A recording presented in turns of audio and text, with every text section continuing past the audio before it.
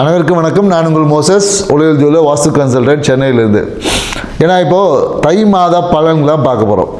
ஏன்னா தை மாதம், ஏன்னா தை பிறந்தா வழி பிறக்கும் அப்படின்னு சொல்லி எல்லாரும் காத்திருக்கிறோம். நிறைய பேருக்கு வழி பிறக்குது, சில பேருக்கு வழி பிறக்க மாட்டேது. ஏன் இதை பிறக்க மாட்டேது? ஏன்னா தை பிறந்தா ஏன் வழி பிறக்கணும் அப்படின்றத நம்ம யோசிக்கணும். ஏன்னா தை பிறந்தா வழி பிறக்கும் அப்படின்ற நிறைய ஆன்மீகம் சார்ந்த விஷயங்களை நிறைய யூடியூப்பில் சொல்லியிருப்பாங்க. அதுக்கு பின்னாடி இருக்க ஏதாவது ஒரு சூட்சமம் இருக்கும் இல்லையா? ஸோ அதை தான் நாம் பார்க்கணும். அதை பற்றின சின்ன ஒரு 2 நிமிஷம் பேசுவோம். அதை பார்த்துட்டு நம்ம அடுத்த ராசி பலன் என்னன்னு போகலாம். ஏன்னா தை பிறந்தா வழி பிறக்கும். ஏன்னா காலபுருஷ தத்துவத்திற்கு 10ஆம் இடத்துல சூரிய பகவான் சஞ்சரிக்கும் போது தான் தை மாதம் அப்படின்னு நம்ம சொல்கிறோம். காலபுருஷ தத்துவத்துக்கு, ராசிக்கு இல்லை, சரிங்களா? காலபுருஷ தத்துவத்துக்கு 10ஆம் இடத்துல சூரியன் சஞ்சரிக்கும் போது அதை நம்ம தை மாதம் சொல்லுவோம். ஏன்னா 10ஆம் இடம் என்பது கர்மஸ்தானம். ஸோ அப்போ இந்த தை மாதம் என்பது எதை சொல்லும் அப்படின்னா, உங்களோட கர்மங்களை எல்லாம் சரி பண்ணிட்டீங்கன்னா வழி தானாக போகிறோம். ஏன்னா 11ஆம் இடம் லாபஸ்தானம், மன மகிழ்ச்சியை குடிக்க, வெற்றியை குடிக்கக்கூடிய ஸ்தானம் தான் 11ஆம் இடம். ரெண்டுத்துக்குமே அதிபதி பார்த்தீங்கன்னா சனி பகவான் தான். ஸோ அதனால தான் தை பிறந்தா வழி பிறக்கும். ஏன்னா தை மாதத்தில் நீங்கள் செய்யக்கூடிய அந்த விஷயங்கள் தான் உங்களை அடுத்த வெற்றிக்கான வழிவகைகளை ஏற்படுத்தி கொடுக்க போகிறது. ஏன்னா சூரியன் ஆத்மகாரகன் இல்லையா? ஸோ அப்போ அந்த ஆத்மகாரகனுக்கு உண்டான அந்த கர்மங்களை எல்லாம் நிவர்த்தி செய்யும் போது, அதனால தான் நம்ம என்ன பண்ணுறோம், பழையன கழிதலும் புதியன புகுதலும் சொல்லி தை பிறந்தா போகி பண்டிகை கொண்டாடுறோம், மார்கழி கடைசி நாளில். ஸோ அப்போ தை பிறக்கும் போது புதுப்பான எல்லா விஷயமும் புதுமை, அதாவது கழிவு எல்லாத்தையும் நீக்கிட்டு புதிய விஷயங்களோட தொடங்குகிறோம். நம்மளோட கர்மங்களை எல்லாத்தையும் சீர்படுத்தக்கூடிய ஒரு மாதம் தான் இந்த தை மாதம். அதனால தான் நிறைய பார்த்தீங்கன்னா விவசாயிகளுக்கு எல்லாமே விவசாயத்தான் பெரும்பாலும் தை மாதம் நம்ம சிறப்பாக கொண்டாடும். ஏன்னா கரும்பு, புது நெல், புது நாற்று அப்படின்ற மாதிரி புதுவான இப்போ தான் எல்லாமே பார்த்திங்கன்னா அந்த அறுவடை முடிந்து அந்த புது பானையில் ஒரு பொங்கலை வச்சு பொங்கும் போது நம்மளுடைய வாழ்வில் ஐஸ்வர்யத்தை பொங்கி தரும். அதனால தான் நம்ம இந்திரனுக்கு அதை வைக்கிறோம், சூரியனுக்கு படைக்கிறோம். இந்திர பொங்கல் தான் அதுக்கு பேர், சூரிய பொங்கல் சொல்லுவாங்க. சூரியன், இந்திரன் இப்படி நிறைய, ஏன்னா இந்திரன் தான் விவசாயத்துக்கு அதிபதி. யாருன்னா இந்திரன் தான். ஸோ அதனால தான் பார்த்தீங்கன்னா இந்திர பொங்கல், சூரிய பொங்கல் அப்படின்னு நம்ம சொல்கிறோம். அப்போது என்னன்னாக்கா அந்த பொங்கல் பானை எவ்வாறு பொங்கி வழிகிறதோ அதே போல் நம்ம வாழ்க்கையிலும் ஐஸ்வர்யம் பொங்கணும். எப்போ கர்மங்களை சரி செய்யும் போது, இல்லை கர்மங்களை சீராக்கும் போது தான் பொங்கும். ஸோ இந்த விஷயத்தை இந்த தை மாதத்தில் புரிஞ்சு உங்கள் வாழ்க்கையில் நீங்கள் செய்ய வேண்டிய கடமைகளை செய்வது தான் உங்கள் கர்மங்களை நீக்குவதற்கான ஒரே வழி. நீங்கள் செய்ய வேண்டிய கடமை இருக்கும். உங்கள் அப்பா அம்மாவுக்கு செய்ய வேண்டிய கடமை, சகோதரருக்கு செய்ய வேண்டிய கடமை, அண்ணன் தம்பி உறவுகளுக்கு செய்ய வேண்டிய கடமைகள் இருக்குது. அதுக்கு தான் அவங்களாம் உங்களுக்கு உறவுகளாக வந்திருக்காங்க. உங்கள் குழந்தைகளுக்கு செய்ய வேண்டிய கடமைகளுக்கு, இந்த கடமைகளை நீங்கள் எப்போது முழுமையாக செய்கிறீங்களோ அப்போ உங்கள் கர்மங்கள் எல்லாம் நிவர்த்தியாகி உங்கள் அடுத்த பரிணாமமான மன மகிழ்ச்சி, வெற்றியை நோக்கி நீங்கள் பயணிக்கக்கூடிய ஒரு தயார் எடுப்பை செய்யக்கூடிய ஒரு விஷயந்தான் இந்த நிகழ்வில் இருக்குது. இந்த புரிதலோட ஒவ்வொரு ராசிக்கும் என்ன மாதிரியான தை மாத பலன், கிரக நகர்வுக்கு ஏற்ற மாதிரி தை மாத பலன் எப்படி இருக்குன்றதை டீட்டெயிலாக பார்க்கலாம். வாங்க வீடியோக்குள்ள போகலாம். சிம்மராசி அன்பர்களுக்கு இந்த தை மாதம் ஒரு வெளிச்சத்தை ஏற்படுத்துமா, ஒரு விடியலை தருமா அப்படின்னு காத்திருக்கக்கூடியவங்களுக்கு இந்த தை மாதம் உங்களை அளவு கடந்த மகிழ்ச்சியில் கொண்டு செல்லக்கூடிய ஒரு தை மாதமாக தான் இருக்குது. ஏன்னா இந்த காலகட்டத்தில் நீங்கள் என்னன்னாக்கா மனசில் எண்ணிய விஷயங்கள் எல்லாமே நிறைவேறதற்கான ஒரு தொடக்கமாக இருக்குது. நிறைய பேர் இந்த காலகட்டம் என்னக்கா பூர்வீகம் இல்லை ஆன்மீகத்தில் ஒரு புதிய ஒரு பரிணாமத்தை அடையக்கூடிய ஒரு வாய்ப்புகளை ஏற்படுத்தி கொடுக்கும். நிறைய பேர் இந்த காலத்தில் பூர்வீக பயணம் என்பது ஏற்பட்டிருக்கும். பூர்வீகத்தில் ஏதோ ஒரு சுப நிகழ்வுக்காக பங்கேற்கிறதுக்காக கண்டிப்பாக ஒரு அழைப்பு வரும். இல்லைனா குலதெய்வத்தை போய் குடும்பத்துடன் சந்திக்கிறதுக்கான சில வாய்ப்புகளும் இந்த காலகட்டத்தில் உருவாகும். நீங்கள் சும்மா இருந்தாவே எல்லாம் நல்லது நடந்துடும். நீங்கள் பாட்டி ஏதோ ஒன்று பேசுவீங்கன்னு ஒன்று பேசுவீங்க பாருங்கள், அங்கே தான் ஒரு சிறிய தடை தாமதங்கள் ஏற்படுத்தும். ஸோ உங்களுக்கு வரக்கூடிய நிகழ்வுகளை அப்படியே ஏற்று செயல்படுத்திங்கன்னா உங்கள் வாழ்க்கை இந்த தை மாதம் வெற்றியை கொடுக்கும். யோசித்து பேசுனீங்கன்னு வச்சுக்கோங்க, அதிகமாக யோசித்தா தடை தாமதங்களை சந்திக்கக்கூடிய வாய்ப்புகள் என்பது இருக்குது. ஸோ நிறைய பேர் இந்த காலகட்டத்தில் ஆன்மீக பயணங்களை குழந்தைகளோட எதிர்காலத்துக்காக நிறைய கனவுகளை பிளான் பண்ணுவாங்க. குழந்தைகளோட எதிர்கால மகிழ்ச்சிக்காக, அதுக்காக இவங்களோட மகிழ்ச்சியை குறைச்சிக்கக்கூடிய ஒரு வாய்ப்புகள் இருக்குது. ஏன்னா குழந்தைகளோட நிறைய பேர் என்னக்கா இன்றைக்கி நிறைய பெற்றோர்கள் நிறைய பேரை பார்க்குறோம். என்னென்னாக்கா குழந்தைகளோட எதிர்காலத்தை நல்லபடியாக அமைக்கணுன்றதே இவங்களுக்கு பெரிய ஒரு அழுத்தமாக மாறிடுது. ஏன்னா ஒரு 50-100 வருஷத்துக்கு முன்னாடி அதெல்லாம் கிடையவே கிடையாது.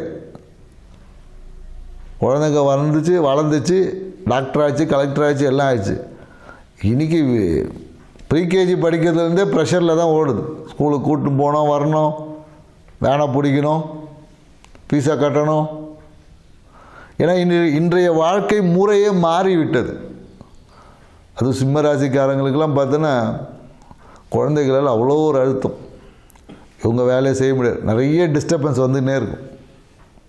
ஸோ இந்த தை மாதம் கொஞ்சம் இருக்கும். ஸோ அதனால் இது உங்களுக்கெல்லாம் கை வந்த கலை தானே.